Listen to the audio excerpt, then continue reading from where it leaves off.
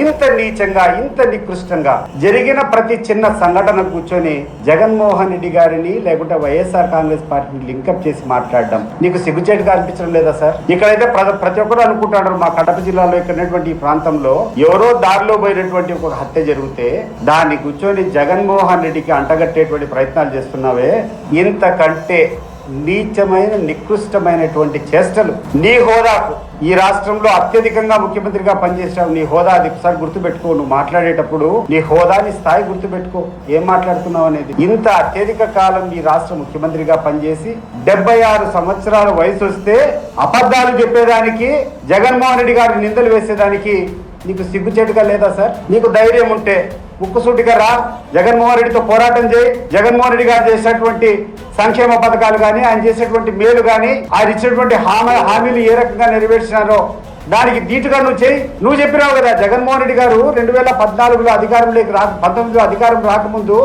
ఆయన ఇచ్చేటువంటి హామీలు ఇచ్చినట్టు నువ్వు కూడా 2024లో అధికారం రాకముందు హామీలు ఇచ్చినావు. నీకు ధైర్యం ఉంటే అవి చేయలేక, అవి చేసేదానికి సాధ్యం కాక, ప్రజల దృష్టిని ఏమార్చేదానికోసం నువ్వు పన్నేటువంటి పన్నాగాలు ఈ రాష్ట్ర ప్రజలు గుర్తుపెట్టుకోలేకుండా ఉంటున్నారనుకుంటున్నావా?